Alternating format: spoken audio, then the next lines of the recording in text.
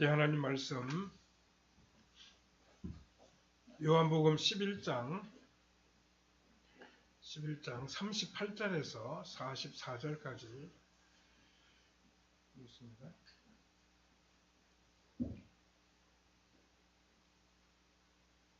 요한복음 11장 38절에서 44절까지입니다. 같이 읽겠습니다. 이에 예수께서 다시 속으로 비통히 여기시며 무덤에 가시니 무덤이 굴이라 돌로 막았거늘 예수께서 이르시되 돌을 옮겨 놓으라 하시니 그 죽은 자의 누이 마르다가 이르되 주여 죽은 자가 나흘이 되었음에 벌써 냄새가 나나이다. 예수께서 이르시되 내 말이 내가 믿으면 하나님의 영광을 보리라 하지 아니하였느냐 하시니 돌을 옮겨 놓으니 예수께서 눈을 들어 우러러 보시고 이르시되 아버지여 내 말을 들으신 것을 감사하나이다. 항상 내 말을 들으시는 줄을 내가 알았나이다. 그러나 이 말씀을 하옵는 것은 둘러쓴 무리를 위함이니 곧 아버지께서 나를 보내신 것을 그들로 믿게 하려 함이니이다. 이 말씀을 하시고 큰 소리로 나사로야 나오라 부르시니 죽은 자가 추적을 배로 동인 채로 나오는데 그 얼굴은 수건에 쌓였더라. 예수께서 이르시되 풀어놓아 다니게 하라 하시니라. 아멘. 거기까지 보았습니다. 오늘은 절망에서 희망으로 라고 하는 제목으로 잠시 말씀을 생각해 보겠습니다. 우리 인생은 결국 절망으로 끝나는 희망과 절망의 숨바꼭질이다 이렇게 이야기하는 사람도 있습니다. 우렁찬 울음소리와 함께 희망을 안고 태어난 우리 인생이지만 살아가는 가운데 불쑥불쑥 어려움과 절망을 때때로 만나게 됩니다. 그럴 때마다 이 어려운 고비를 넘기면 괜찮아지겠지 이런 희망을 가지고 살아나가기도 합니다. 그러나 세월이 흘러갈수록 희망은 사라지고 지나갈수록 커지는 절망이 인생의 한가운데를 가로막고 서 있곤 합니다. 노쇠함, 무서운 질병, 예기치 않은 사고, 그리고 마지막에는 죽음이란 이름의 절대적인 절망 앞에 우리 인생은 무릎을 꿇고 맙니다. 생로병사, 이것이 바로 모든 우리 인생의 사이클이라고 말할 수 있습니다. 하지만 우리 인생이 이것으로 끝나버린다고 하면 얼마나 비참하고 또 허망하겠습니까? 결코 우리 인생이 이런 식으로 끝나서는 안 됩니다. 다행스럽게도 하나님은 우리를 위해 죽음이라고 하는 절대 절망에서 절대 희망의 출구로 나아가는 새로운 인생길을 우리 앞에 열어놓으셨습니다. 그것은 하나님의 아들 예수 그리스도를 믿고 살아가는 삶입니다. 이 시간 다시 한번 우리가 말씀을 통하여 이 귀한 길을 발견함으로 영원한 희망의 인생길을 걸어가는 우리의 삶이 되어야 할 것입니다. 오늘 본문에는 예수님께서 죽은 나사로를 살리는 장면이 나오고 있습니다. 이 사건은 요한복음의 7대 기적 중 7번째의 것으로 예수님의 공생의 사역의 최대의 기적이라고 이야기할 수 있습니다. 이 말씀을 통해 우리는 인생의 절망과 또 영원한 희망을 볼 수 있습니다. 오늘 본문을 통해 절망과 아픔이 가득한 우리의 삶이 예수님을 믿고 의지함으로 희망과 기쁨의 삶으로 변할 수 있다는 사실을 발견할 수 있어야 하겠습니다. 첫 번째로 나사로의 죽음이 가족들에게는 절망이었습니다. 나사로는 평소 예수님과 아주 가까이 지내는 사람으로 예루살렘 가까이에 있는 베다니 마을에 살고 있었습니다. 그리고 마르다와 마리아는 그의 누이 동생들이었습니다. 어느 날 나사로가 큰 병에 걸렸다는 소식이 예수님께 전해졌습니다.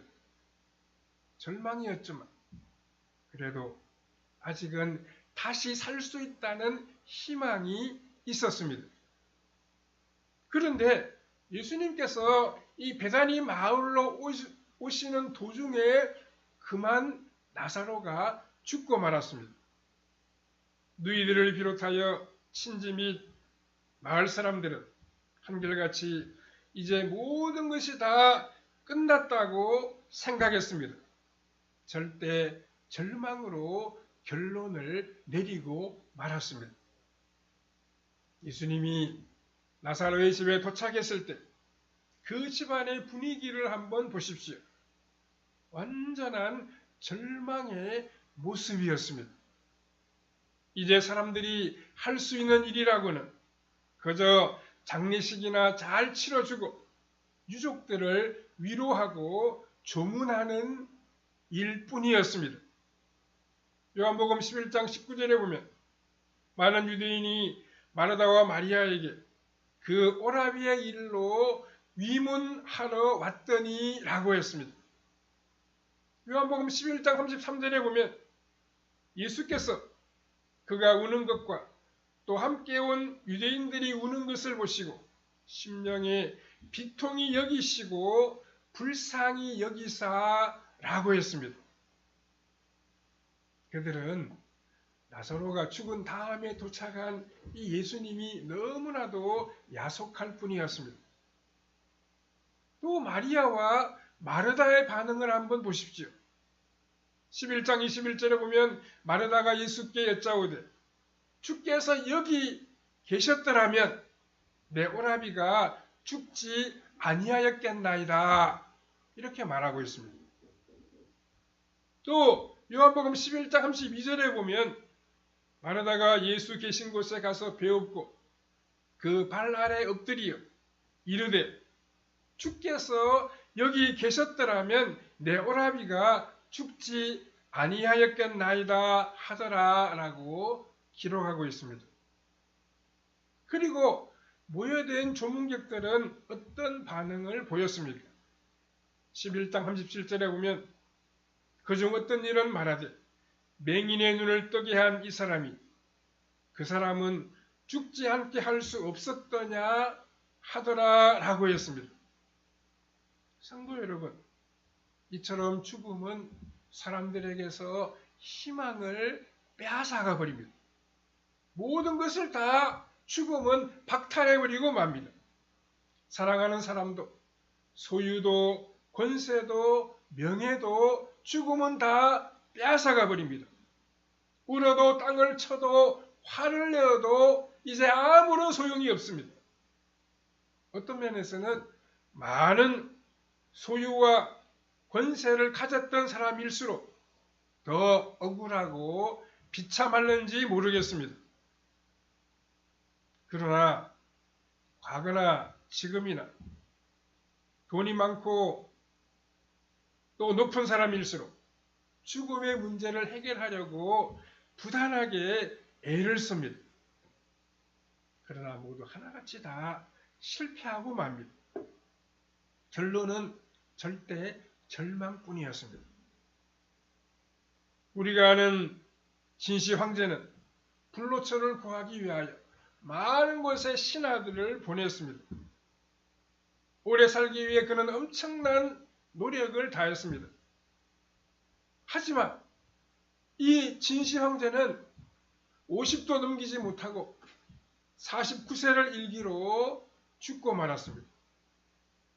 요즘도 사람들이 오래 살려고 얼마나 많은 노력들을 하고 있습니까? 그러나 제 아무리 발버둥 쳐도 소용이 없습니다. 최근에는 새로운 의술이 개발될 때까지 불치병에 걸려 죽은 사람을 냉동시켜 보관했다가 나중에 꺼내어서 고치려고 하는 그러한 시도도 있다고 합니다. 그런데 그것이 가능하겠습니까?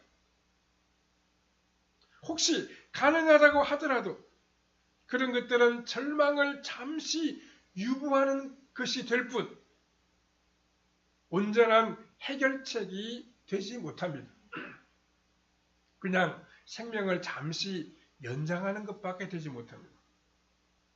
여러분, 모든 사람은 죽음이라고 하는 절망의 수렁에서 도무지 벗어날 수가 없습니다. 그래서 절대 절망이라고 표현하기도 합니다. 베다니에 도착하신 예수님이 목격하신 장면이 바로 그것이었습니다. 애곡하는 소리, 슬픔에 지쳐 초췌한 얼굴들, 죽음의 절망 앞에 무력하게 보고만 서 있는 사람들, 이것이 그때 베다니 마을의 모습이었습니다. 사랑하는 성도 여러분, 우리는 이런 사실을 바르게 바라보아야 합니다. 하나님이 없는 인생이 다 이렇습니다. 하나님이 없는 인생은 별 수 없습니다. 겉보기에는 서로 다른 인생을 살아가는 것처럼 보입니다. 그래 어떤 사람들은 좀 더 화려해 보이고 좀 더 고상해 보이고 좀 더 편안해 보이기도 합니다. 그러므로 선망의 대상이 되기도 합니다.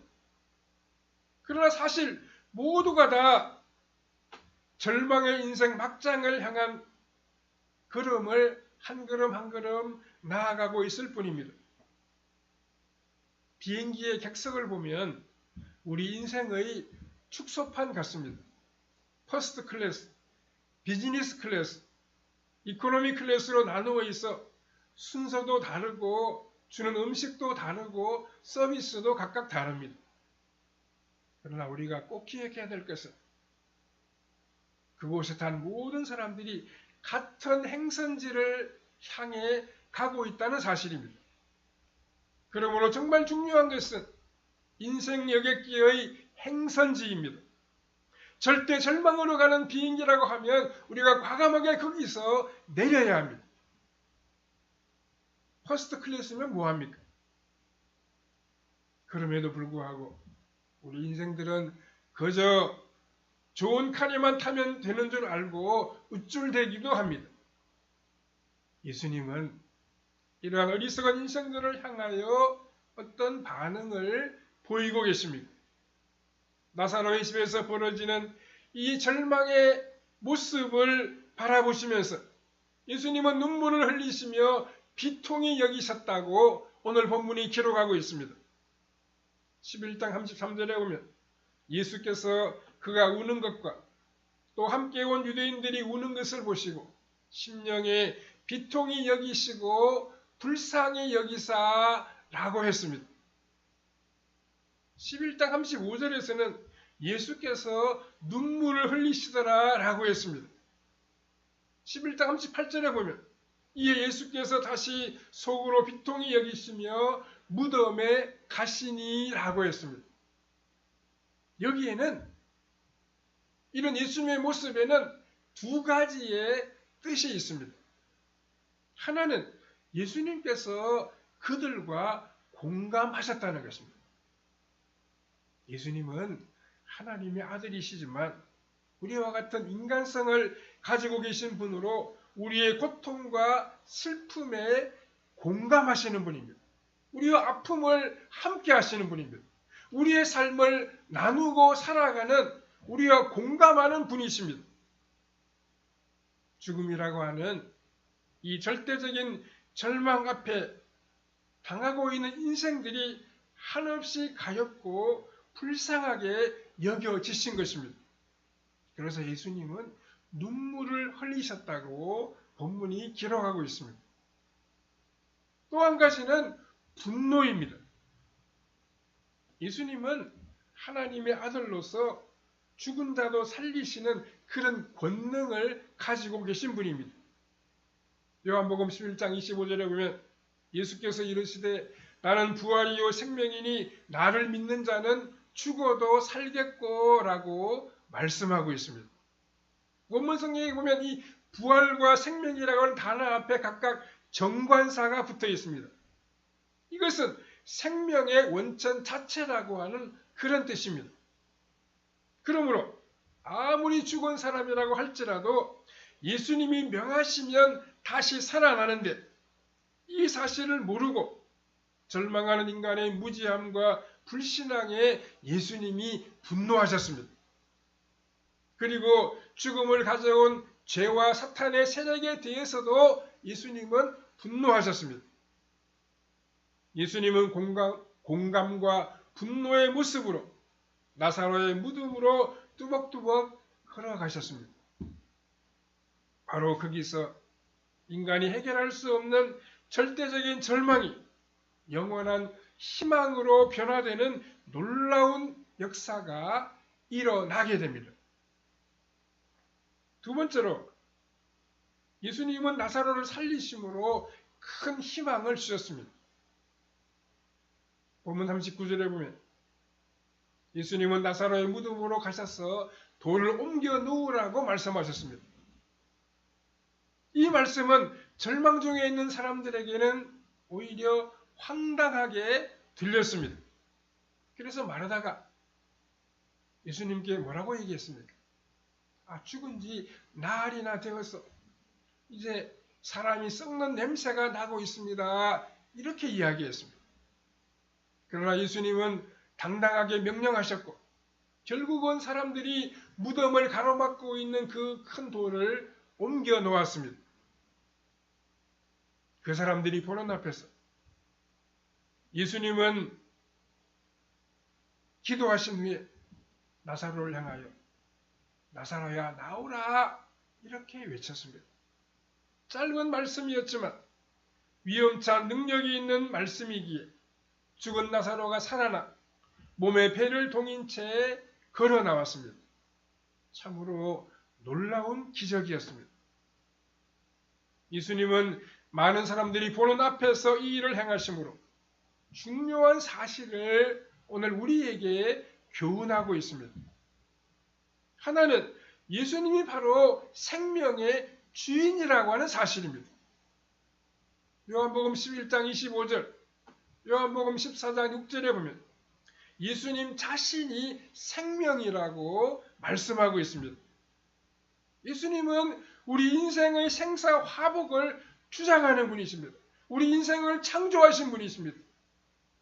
우리 인생의 모든 것을 주관하시는 생명의 근원이 되시는 분이 우리 예수님이십니다. 예수님이 우리 인생의 창조자이시고 근원이시기 때문에 우리를 죽이시기도 하고 살리시기도 하시는 분이십니다. 다른 한 가지는 예수님을 믿는 자는 죽어도 다시 살아난다는 사실입니다. 예수님이 완전히 죽은 나사로를 살리신 것처럼 비록 인간이 육체적으로 죽는다고 하더라도 예수님을 믿으면 다시 살아난다는 것입니다. 물론 이것은 종말의 부활과는 조금 차이가 납니다.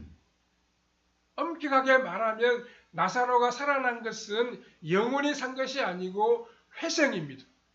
다시 생명을 잠시 얻은 것입니다. 아마 나사로는 나중에 늙어서나 혹은 병으로 죽었을 것입니다. 그러나 예수님은 자신이 몸소 십자가에서 대속의 제물로 피 흘려 죽으시고 사흘 만에 다시 살아나셨습니다. 그 부활의 몸은 새로워진 것입니다. 영광스러우며 천국에서 영원히 거할 수 있는 신령한 몸이었습니다. 그러므로 예수 그리스도를 나의 구주로 믿는 자는 예수님처럼 부활하게 됩니다. 먼저는 그 영혼이 새 생명으로 거듭납니다. 그래서 육체적으로 죽어도 그 영혼은 계속 존재합니다. 내세인 천국으로 옮겨가는 것뿐입니다. 그런 점에서 죽음은 끝이 아니고 이사가는 것입니다. 삶의 거처를 잠시 옮기는 것입니다. 그러다가 후일 예수님이 재림하실 때 우리 육체도 새로운 부활의 몸을 입게 될 것입니다. 이것은 회생과 전혀 다른 것입니다.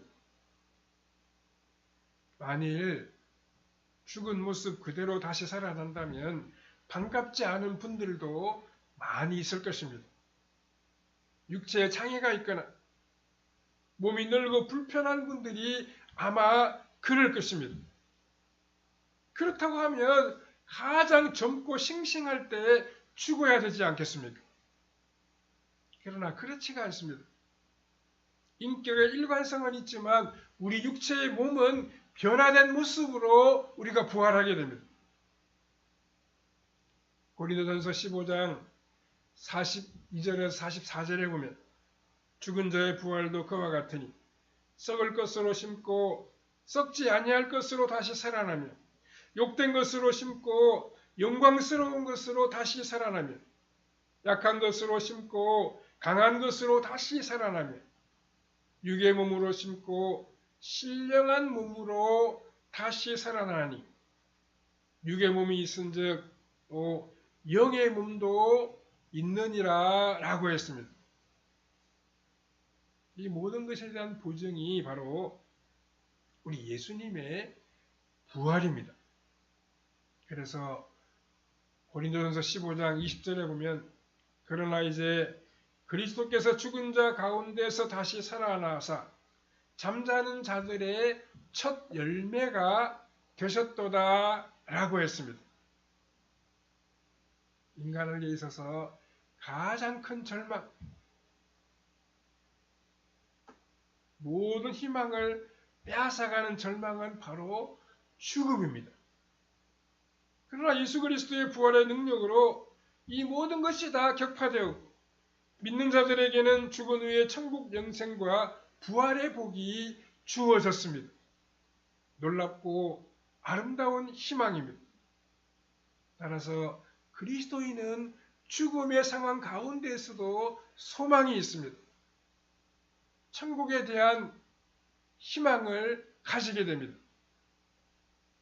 잠언 14장 32절에 보면 악인은 그의 환난에 엎드려져도 의인은 그의 죽음에도 소망이 있느니라 라고 했습니다. 세 번째로 우리는 부활의 신앙을 가지고 살아가야 합니다. 그러면 영생과 부활을 믿는 성도들의 삶의 자세는 어떠해야 되겠습니까? 첫 번째, 어떤 고난 중에서도 희망을 잊지 않고 믿음을 지켜야 합니다. 부활의 주님은 오늘도 살아계셔서 성령을 통해 우리와 함께 하셔서 우리로 하여금 승리하는 삶을 살도록 도와주십니다. 부활의 주님은 또한 승리의 주님이십니다. 시편 23편 4절에 내가 사망의 골짜기로 다닐지라도 해를 두려워하지 않을 것은 주께서 나와 함께 하심이라. 주의 지팡이와 막대기가 나를 안위하시나이다 라고 말씀하고 있습니다. 잠언 24장 16절에 보면 대저 의인은 7번 넘어질지라도 다시 일어나려니와 악인은 재앙으로 말미암아 땅에 엎드려지느니라 라고 기록하고 있습니다. 오늘의 고난 속에서 가난해질 각오, 죽을 각오를 하면 됩니다. 그리스도인은 망해도 영생이요 부활입니다. 천국이 우리에게 기다리고 있습니다. 우리가 주님의 부활을 믿는다면 어떤 상황에서도 담대해질 수 있습니다. 어떤 어려움을 당할지라도 우리 삶이 평안해질 수 있습니다. 그러므로 어떤 일을 만난다고 하더라도 우리는 믿음의 밧줄을 굳게 붙잡고 살아가야 합니다. 주님이 재림하셔서 우리 이름을 부르시는 그날까지 우리는 늘 승리하며 살아갈 수 있습니다.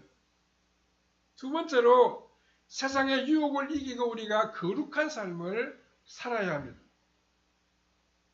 부활의 소망이 있는 사람은 이 세상에 속한 것들이 시시하게 보입니다.